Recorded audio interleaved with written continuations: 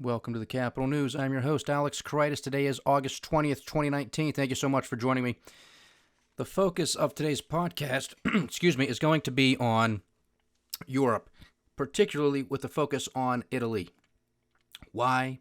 Because today, Prime Minister Giuseppe Conte resigned. We're going to get to that later. But first to the markets, because we are continuing to see a whipsaw back and forth, back and forth. The markets don't know which direction to go. They have been in a range for quite a while, consolidating. What we are anticipating is a breakout one way or the other, that this consolidation, this up 1%, down 1%, up 1%, down 1%, this is going to stop. This is going to stop and it's going to break, and it's going to break big one way or the other. So this is consistent with our volatility model. This is consistent with the nonsensical environment in which we find ourselves. A melt-up is still in play, and so is a major correction or sell-off.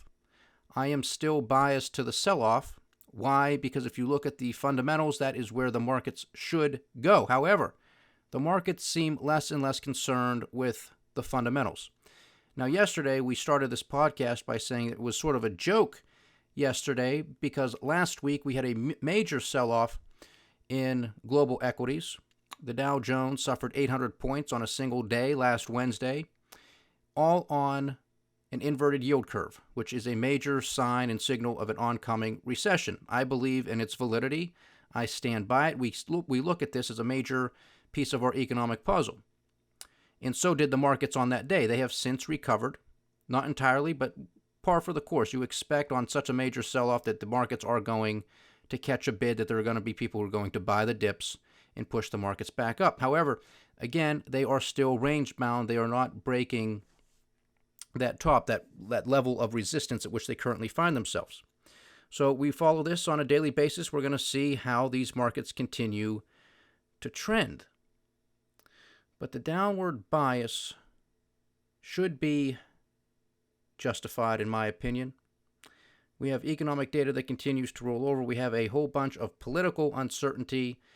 And unfortunately, the political uncertainty is global, and it feeds into the economic uncertainty, and it becomes a very dangerous downward spiral. We have more comments from the president today on U.S.-China trade talks. That China is saying that he himself is not ready to make a deal. I believe this is the president posturing, trying to make it seem as if he is the one that is slow playing this thing, to make it seem as if he is in control of these negotiations. I do not believe that the president of the United States, and for that matter, the United States of America, is in the driver's seat when it comes to these trade negotiations. I want this country to succeed. I want the president to succeed in these negotiations, but I believe this was a terrible way of going about it. I do not support this strategy with these tariffs, especially given the communication that we have received from this White House. The president himself and his advisors who lie to the American people about how they work and how they operate. It's a flat-out lie, or they don't know how they work, and it's flat-out incompetence. Neither is acceptable.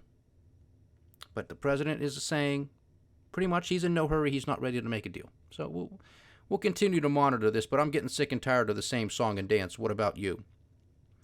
So the S&P, the Dow, the NASDAQ, and the Russell 2000, they all lost about the same, all down about 0.7 to 0.8%, depending on the index.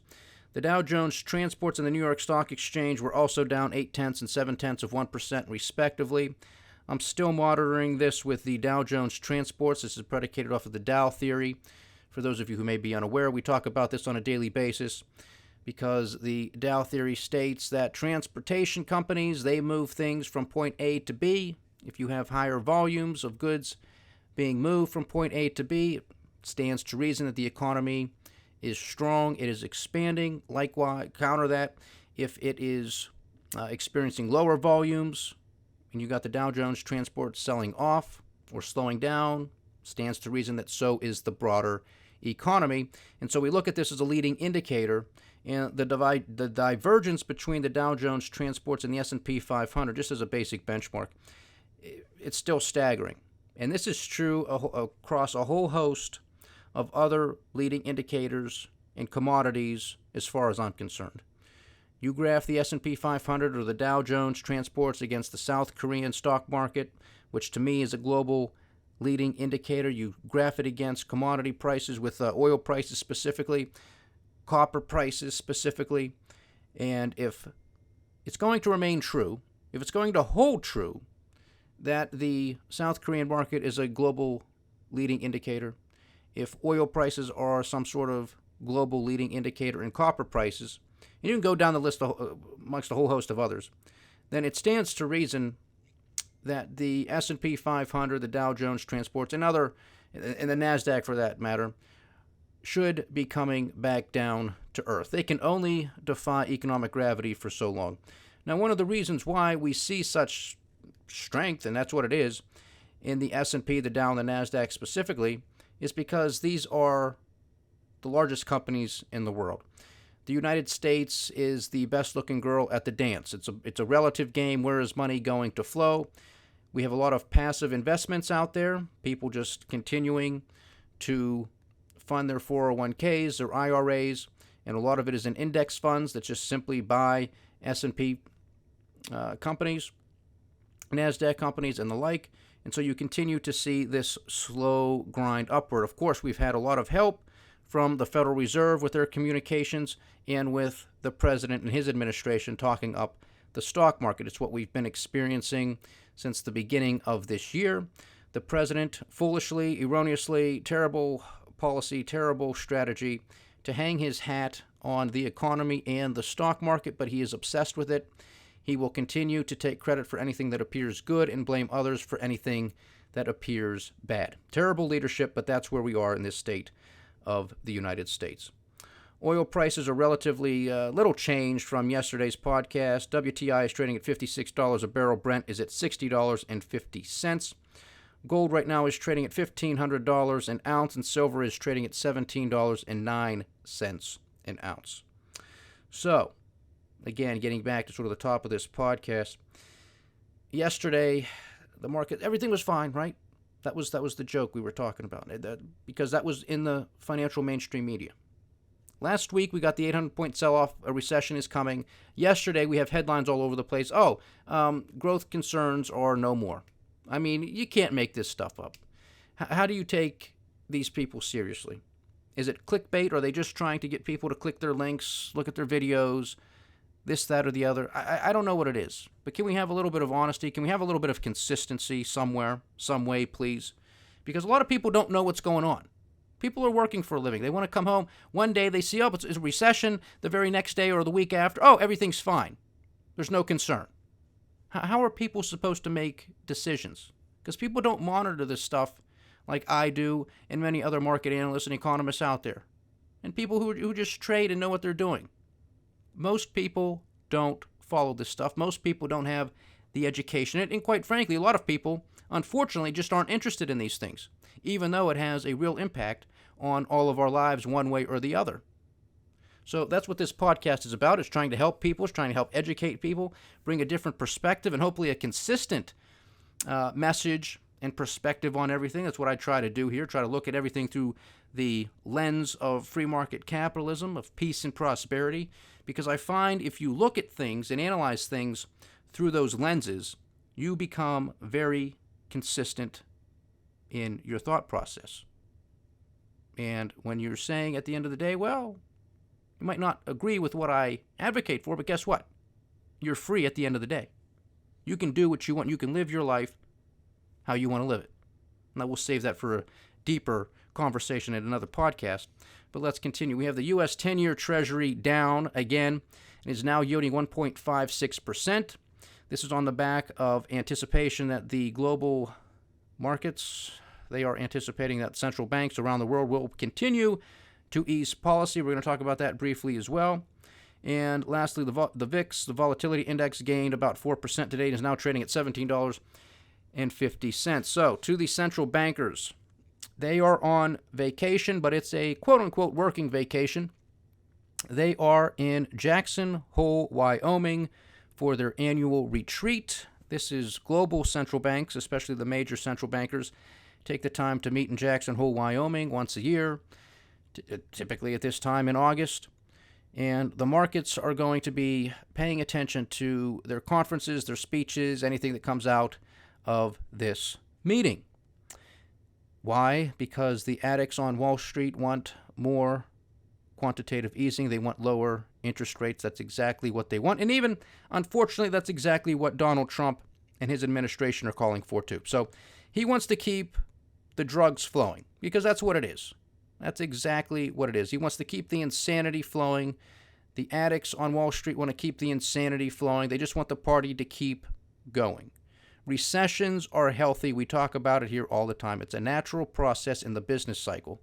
Whoever's sitting at 1600 Pennsylvania Avenue in that big Oval Office makes no difference. The economy is greater than any one individual, despite the fact that Donald Trump tries his darndest to continue this expansion in the economy and to continue to lift the stock market. He is just not that powerful. The market is more powerful than the president, and it should be. It should be. The president of the United States is not a financial dictator, and he shouldn't be acting like one, which, in my opinion, he is. It's an abuse of power, the way he tweets and talks about these markets and leads people on that there's going to be great deals or everything's fine when we know otherwise. So we're going to keep you posted on what happens out of Jackson Hole, Wyoming, because it's anticipated, folks. Look, we talk about this all the time, that central banks are going to continue to lower interest rates. The ECB, the European Central Bank, is already in negative territory. They're expected to go even deeper into negative territory. You can't make this stuff up.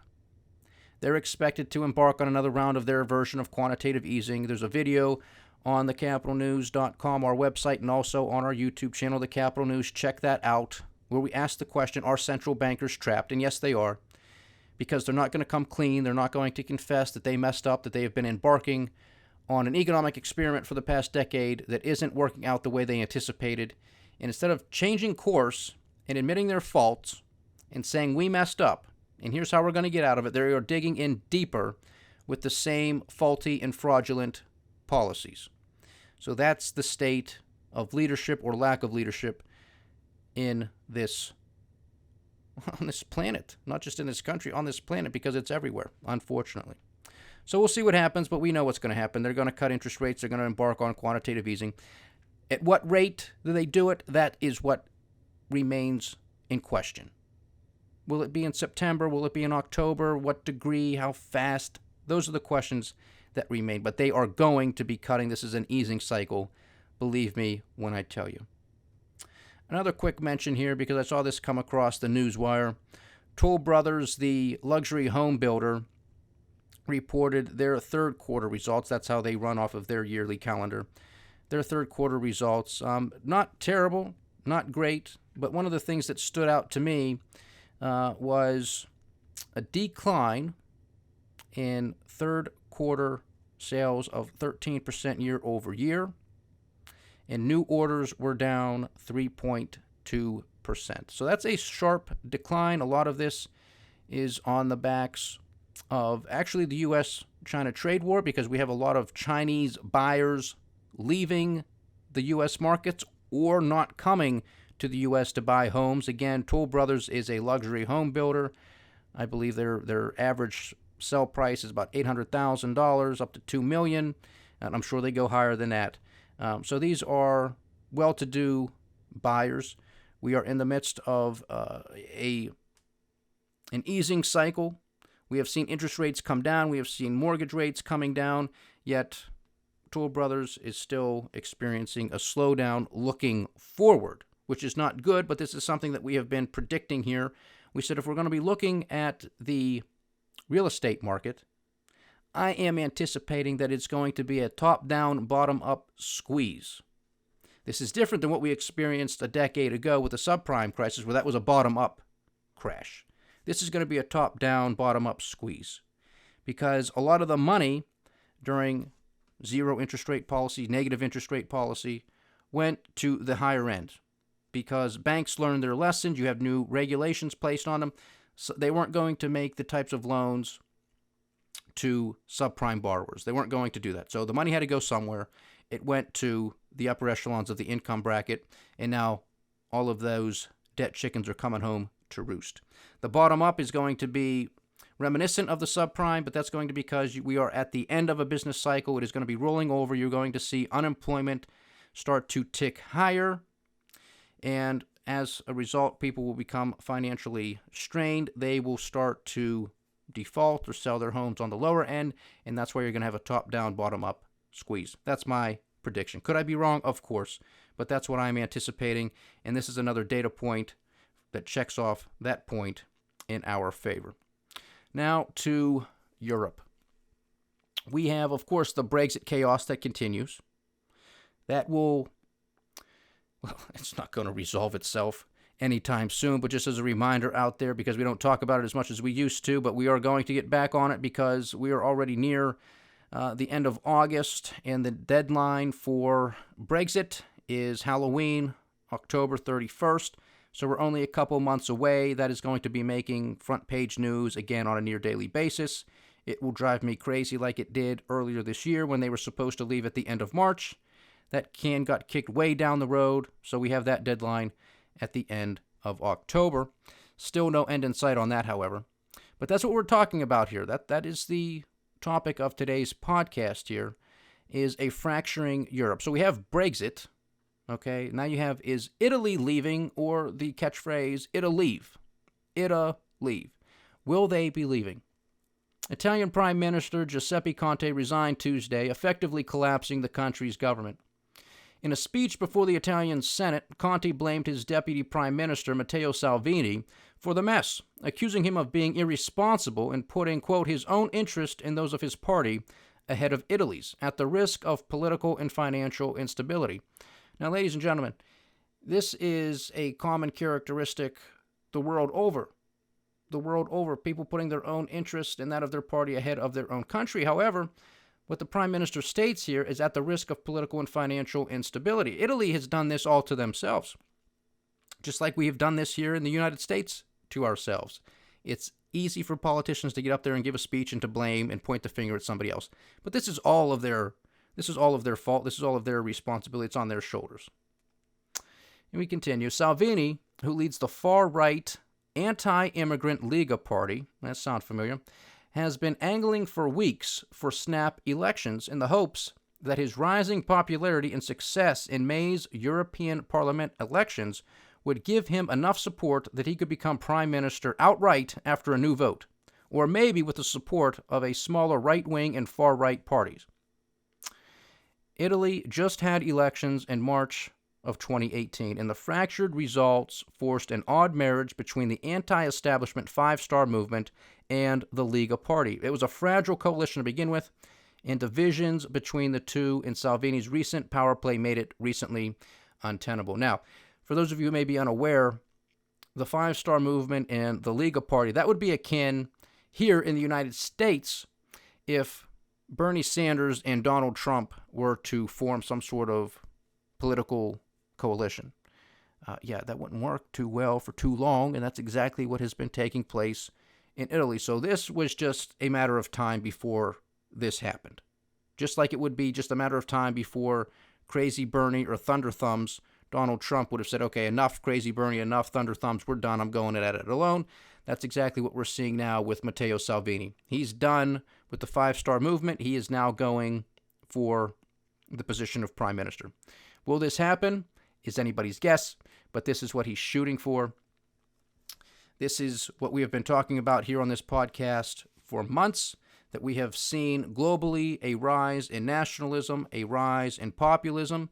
This is no surprise. This is a direct result of no leadership. This is a direct result of zero interest rate policy and negative interest rate policy. Why? Because it causes the wealth gap, income inequality, to be at extremes that we haven't seen in generations. In generations. We're talking going back to the Great Depression. All right? Understand your history, because while it may not repeat, it does certainly rhyme. And that's where we find ourselves in today's environment, not just in the United States, but around the world. People are upset. People know that something is wrong. People know that Wall Street and bankers the world over got bailed out, continue to get bailed out on a lot of fronts. Corporations continue to get bailed out. continue to be subsidized. They make billions, millions of dollars in profits, yet they are still subsidized by the taxpayers of this country and many countries the world over. People know it's wrong. People are getting sick and tired of it. People are getting sick and tired of being squeezed, being taxed to death. This is a logical, I don't want to use the word solution, but environment. As crazy as everything is, the fact that Donald Trump is president, the fact that Boris Johnson is the prime minister of the UK, the fact that you have a nationalist leader in Matteo Salvini gaining power and may very well become the next prime minister of Italy. And you can go down the list. You have the yellow vest movement in France. Of course, that has dissipated, but nevertheless, it's all part and parcel. It's all coming from the same cloth. It's all part of failed economic and political policies the world over. I don't know what it's going to take for people to wake up. Unfortunately, it usually takes something pretty drastic. Sometimes it's war, sometimes it's the rise of some sort of charismatic leader that really ends up doing something they shouldn't do. It's getting into war, it's political strife, it's economic strife, it's a financial and economic collapse, it's recession, depression.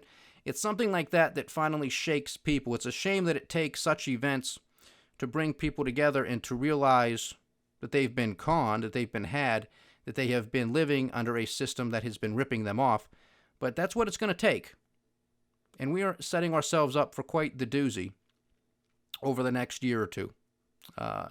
Donald Trump and other politicians, if they are in power, are going to do their best to maintain their power and to continue with trying their best to keep any type of economic expansion alive, to keep the stock market up at any cost. This isn't good policy. It's not good leadership, but it's what we're going to expect to see and continue to see from the president. This type of rhetoric that we're seeing over in Italy, we are going to see this get heated up. Right now, Italy and most of Europe are on vacation, so this is somewhat of a surprise that you had the Italian government get together, that this resignation took place today by Prime Minister Giuseppe Conte. But that just shows you the seriousness of these issues. This also goes back to what we have been discussing here, and another one of my forecasts is that I am anticipating that the European Union is going to dissolve. It is going to disintegrate, that it is sort of falling apart at the seams, that the euro, the currency, will pretty much cease to exist probably within a decade. Maybe sooner, but that's what I'm expecting. This was a failed experiment. There's too much history in Europe for this type of experiment to work. Basically trying to create a United States of Europe. While it may sound good in theory, while it may look good on paper, in practice, it's just not that good. It's just not that good. The currency, look,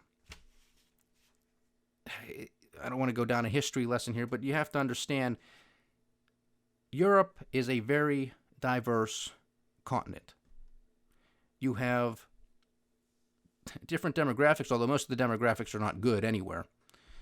You have Germany, who's a powerhouse, a major exporter, and then you have a country like Greece, which is not an economic powerhouse, which is not a major exporter, yet they're all focusing and they all use the euro.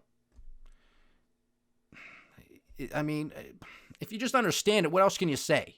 I mean, it was destined to fail at the outset. Okay? If everything was so great, then why did the Brits, who entered the EU, the European Union, why did they keep the British pound if everything was so great? I mean, the British people are pretty clever. They're pretty clever. Said, nah. You can go ahead and adopt the euro, but we're not. We're going to keep the British pound. It looks like it worked out for them because now they're leaving, or at least they better. So I think this is an experiment that has been destined to fail. We are seeing this now. It was just a matter of time before all of these things, these failed policies, came home to roost. Did it kickstart with Brexit? I think it did. Better continue with that. Is Italy going to leave? They're going to definitely talk about it. They're definitely going to ruffle some feathers because we had EU parliamentary elections earlier this spring, and you have a lot of people from the Brexit party in there. If you've been, you got to follow these podcasts, people. You got to pay attention. The Brexit party's big. Nigel Farage, check out earlier podcasts because we did a lot of coverage on this. You have to be aware of this because you can say, well, yeah, it's across the pond. It's over there in Europe. What's that have to do with me? Well, you just wait and see what this has to do with you in financial markets because it's all connected. It's all connected. Negative interest rates, deterioration in the banking industry, particularly that within the European Union. It's all connected. You got Italian banks, which are some of the worst in the world. They are collapsing. They are going to fail. They are the zombie companies. They are the zombie companies that we talk about here. They're keeping them alive barely. So the interconnectedness of everything, you are going to feel it when this all comes home to roost. That's why we do this podcast. Be prepared, be diversified. Have a plan, have a strategy, know how to invest your money. Know how to be prepared. Understand that it's good to have stocks for the long term, to have some bonds, although not making much money on bonds, not with the coupons. You might make a capital gain on it with price appreciation, but typically you're looking for the coupon when it comes to the bond, and you're just not getting it. You have to pay the government money to give them your money, which makes no sense whatsoever. But that's the world in which we live.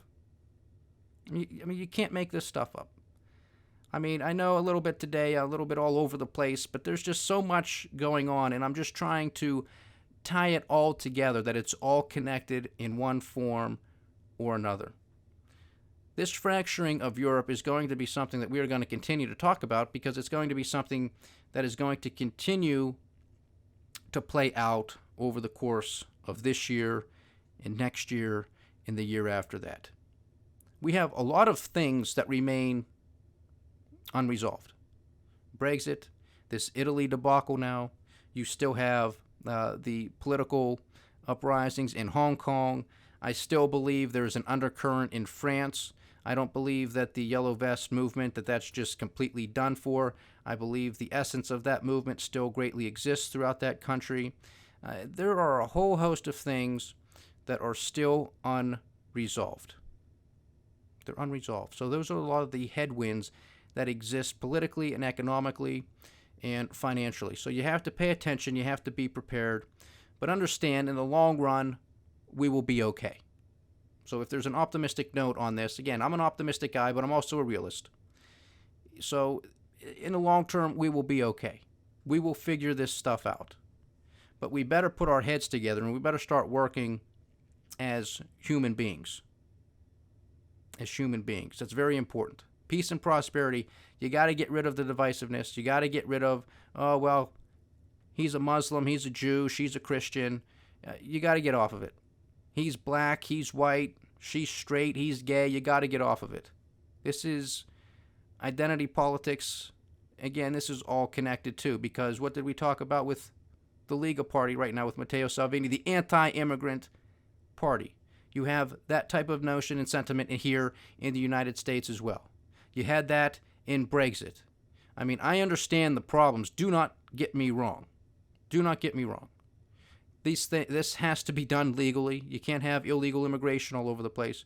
But people have to understand that we are all in the same boat together, and we are not going to solve the problem by throwing everybody off the boat. Because it's just going to be a matter of time before you're in a group that gets attacked and you get thrown off the boat. So we got to come together. We got to solve these problems. We need leadership. We have none. So the leaders of the world, they got to start stepping up. I think it's time for a changing of the guard. I think there's too many older people running the show, too many old ideas. And sometimes old ideas are the right ideas, but not the ones that they've been throwing around. So I'm going to wrap this up here. Again, I apologize for being a little bit all over the place, but we're going to hone in on some of this other stuff. We're going to do a little bit more research on the fracturing Europe, because the UK, Italy, Greece, France, Spain, it's going to be front and center. Mark my words. It will be front and center. Thank you so much for joining me today, ladies and gentlemen. Please like, share, subscribe, get the word out, and leave your comments. We do love hearing from you. Stay diversified, stay vigilant, and stay with the Capital News. I am Alex Karitis. Godspeed.